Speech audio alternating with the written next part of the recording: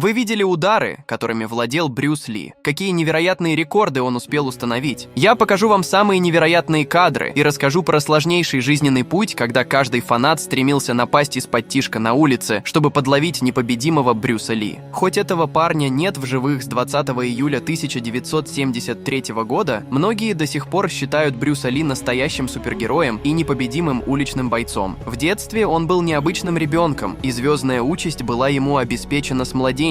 Американское гражданство, имя и даже первая роль. Все это было в его жизни с самого начала. Как? Сейчас расскажу, ведь история действительно уникальная. Рожденный в Сан-Франциско, маленький Брюс прожил в США всего 3 месяца, прежде чем его семья вернулась в Гонконг. Именно там его отец, оперный актер Хой Ли, во время своего турне по Америке решил, что его сыну суждено стать знаменитым. В 3 месяца он уже участвовал в съемках как младенец. Всего в 6 лет, когда Брюс снялся в фильме «Этапы зарождения человечества», он уже снимался в сложных ролях, отражающих его бурный нрав, в точности, как он сам в детстве, когда за ним не могли угнаться. И да, играл он там девчонку. Неожиданно, да? Хотя сам Брюс потом говорил, что ему не стыдно было за роль, ведь это просто кино, а он лишь пробовал себя.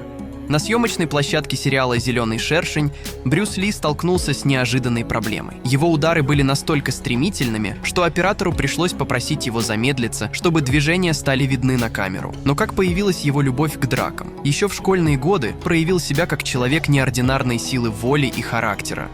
Он не только ненавидел учебу, но и заставлял своих одноклассников выполнять за него домашние задания, угрожая им расправой. Учиться самостоятельно он категорически отказывался, и его часто переводили из класса в класс, а иногда приходилось и вовсе менять школы. Брюс Ли рос в атмосфере уличных драк, где использовались цепи и авторучки с лезвиями, что делало его жизнь похожей на бесконечный бой. Как вспоминала его мать, в 10 лет он едва мог досчитать до 10, а к моменту поступления в гонконгский колледж Ля Саль знал только сложение и вычитание. Несмотря на академические трудности, Брюс успешно компенсировал свои учебные неудачи победами в драках, что давало ему ощущение уверенности и независимости. Надо ли говорить, что на него смотрели с опасением? Но время шло.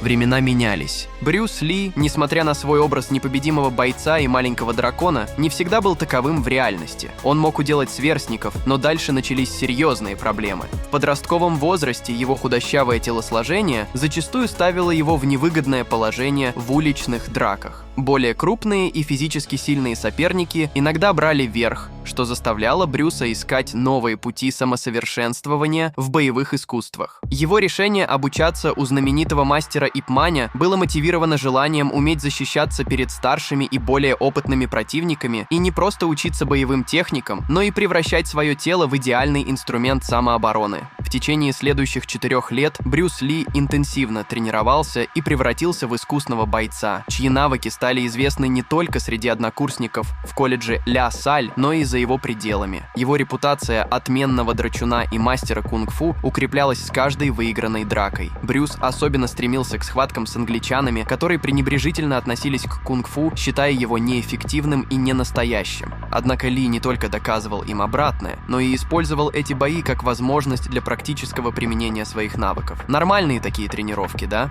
Все дошло до такого уровня, что Брюсу даже пришлось сбежать из страны. Битвы на крышах зданий были особенно драматичными и запоминающимися среди местных подростковых банд. Одной из знаковых схваток стала дуэль на крыше административного здания в Коулуне, когда школа Ип Маня приняла вызов от представителей школы Чой Лэй Фута. Брюс Ли в этом бою настолько уверенно победил одного из соперников, что лишил его передних зубов, что вызвало серьезные последствия, включая обращение родителей пострадавшего в полицию. Этот инцидент стал катализатором для решения его матери отправить его в США, чтобы избежать дальнейших проблем с законом и дать ему шанс на новую жизнь. Перед отъездом его учитель Ип Мань дал ему последние наставления, напомнив о важности гармонии и умении управлять своими проблемами, двигаясь вместе с ними, а не сталкиваясь с ними лоб в лоб. Мать Брюса, Грейс Ли, подарила ему $100, которые должны были помочь ему на первых порах в Америке, подчеркивая начало новой главы в его жизни.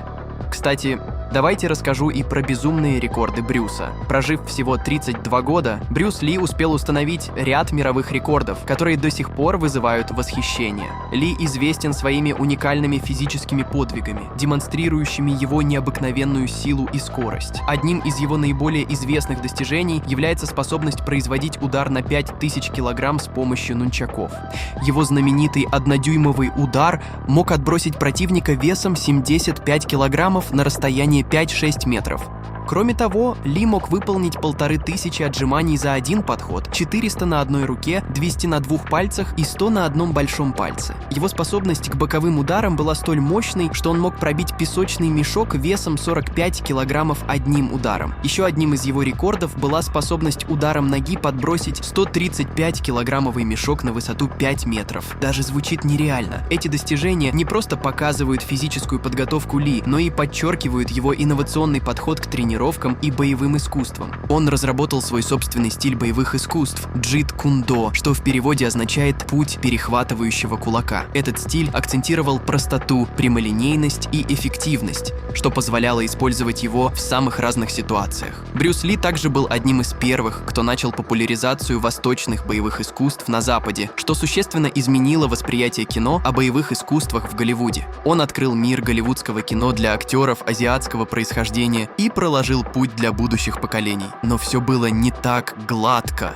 После того, как фильм «Большой босс» взорвал экраны Гонконга, Брюс Ли стал символом боевых искусств. И многие молодые китайцы жаждали доказать, что они не уступают ему в мастерстве. Они даже дежурили у дома семьи Ли, надеясь вызвать его на поединок. Некоторые даже пытались атаковать его из-под-тишка, но Брюс уже смотрел в будущее, строил планы на карьеру в Америке, о чем свидетельствует его запись в дневнике. Он мечтал стать первой высокооплачиваемой восточной суперзвездой в США, сниматься в волнующих фильмах и к 30 годам заработать 10 миллионов долларов. Однако в реальности его жизнь в тот момент была далека от кинематографических грез. Его первоочередная задача – выживание. В Гонконге это означало умение защитить себя на улицах, а в США – упорный труд и самосовершенствование. Брюс начал с изучения математики и английского, работая танцевальным учителем в Сан-Франциско. Затем переехал в Сиэтл, где работал официантом, а жил в маленькой комнате над рестораном. В свободное время он совмещал работу с учебой в технической школе имени Эдисона и дополнительно трудился в Seattle Times, где занимался оформлением рекламных страниц. Его жена, Линда Ли, вспоминала, что школа Эдисона стала для Брюса местом,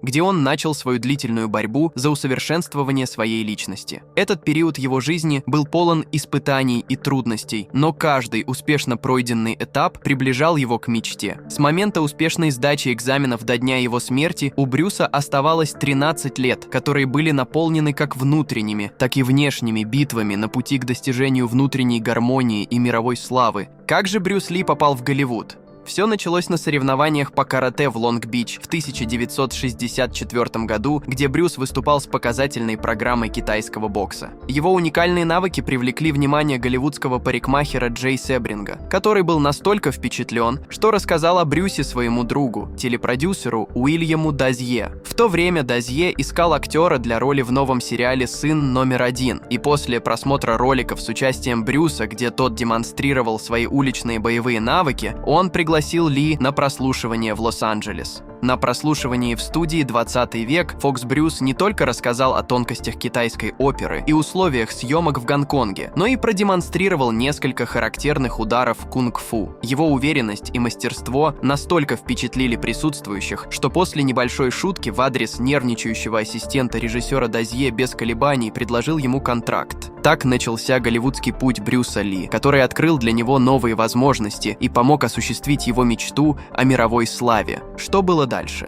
Планы по съемке сериала «Сын номер один» в итоге не были реализованы, так как конкуренция с популярным сериалом о Бэтмене и Робине, борющимися с преступностью в Готэм-Сити, оказалась слишком сильной. Успех этой истории о супергероях заставил телевизионных боссов отказаться от проекта с Брюсом Ли, который, однако, успел получить аванс в размере $1800. После этого неудачного опыта Брюс с семьей переехал в Лос-Анджелес, чтобы быть ближе к киноиндустрии. В ожидании новых предложений он Он не только продолжал совершенствовать свои актерские навыки, но и открыл несколько школ кунг-фу. Одну в Китае и 2 непосредственно в США, где обучались лучшие из лучших. Прошло 2,5 года в ожидании новых возможностей, пока Уильям Дазье снова не позвонил с предложением. Вдохновленные успехом «Бэтмена», продюсеры из 20 века Fox решили создать сериал «Зеленый шершень», основанный на радиопередачах о журналисте Брите Рейде. В этом сериале главный герой ночью превращался в супергероя, надев зеленые одежды и маску, и вместе со своим помощником Като боролся со злом. Роль Като досталась Брюсу Ли. Хотя «Зеленый шершень» оказался более дорогим в производстве и принес меньше прибыли по сравнению с «Бэтменом», для Брюса Ли работа в этом проекте стала значительным прорывом. 30 полуторачасовых эпизодов не только принесли ему популярность среди американской аудитории, но и открыли двери в голливудскую жизнь, положив начало его звездной карьере в кино. После участия в американском телесериале «Зеленый шершень», где Брюс Ли выступил в роли Като, он сыграл несколько эпизодических ролей в различных проектах. Однако настоящим прорывом стало его участие в сериале «Лонг-стрит» в 1971 году, где он воплотил образ Ли Цуня,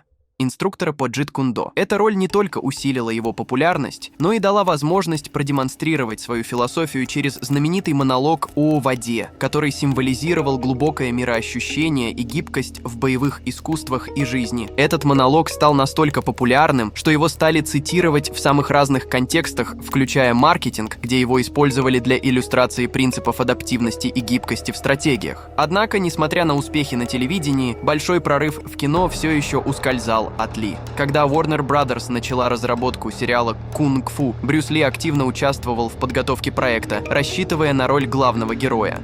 Но, к его разочарованию, продюсеры решили, что актер азиатского происхождения в главной роли может оттолкнуть американскую аудиторию, и вместо него выбрали Дэвида Каррадайна, актера без азиатских корней. Огорченный и разочарованный Голливудом, Ли последовал совету своего друга, актера Джеймса Коберна, и вернулся в Гонконг, где кинематографическая сцена находилась в фазе бурного развития. Раймонд Чоу, глава Golden Harvest, предложил Ли главную роль в фильме «Большой босс», что стало знаковым моментом в его карьере. Ли не только сыграл главную роль, но и получил возможность полностью контролировать постановку боевых сцен, что стало ключевым фактором успеха фильма. «Большой босс» стал кассовым хитом, собрав более 3,5 миллионов гонконгских долларов и утвердив Ли как звезду первой величины. Этот успех был закреплен последующими хитами «Китайский связной» и «Путь дракона», которые не только принесли Ли мировую славу, но и оказали значительное влияние на популяризацию боевых искусств во всем мире. Почему только засиявшая звезда Брюса Ли погасла? Смерть Брюса Ли 20 июля 1973 года остается одной из самых загадочных в истории кино. Он умер в Гонконге в возрасте 32 лет и спустя неделю был похоронен в Сиэтле, США. Вокруг причин его смерти возникло множество теорий, которые нашли отражение в сотнях статей. Это было обусловлено жесткой конкуренцией среди более чем 200 гонконгских газет, каждая из которых стремилась выдать сенсацию. Официальная причина смерти указывается как отек головного мозга, вызванный гиперчувствительностью к обезболивающему препарату, который Ли принял перед сном. Однако существует множество альтернативных версий, начиная от убийства китайской мафией и конфликта с мастерами кунг-фу до передозировки наркотиков или даже смерти во время интимной близости, что стало предметом слухов и домыслов. После смерти Брюса Ли его образ стал культовым, что привело к появлению множества имитаторов и фильмов,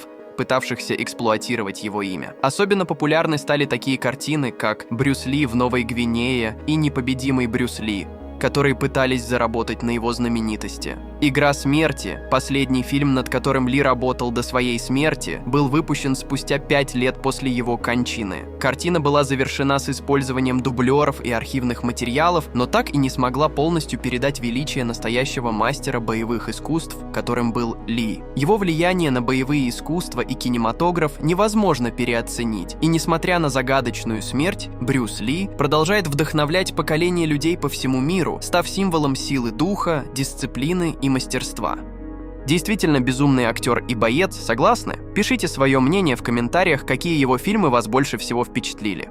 И да, если вы любите интересные истории, умеете писать сценарии, монтировать или озвучивать ролики, то переходите в Telegram-бот по ссылке в описании. Буду рад сотрудничать. Спасибо за просмотр, друзья.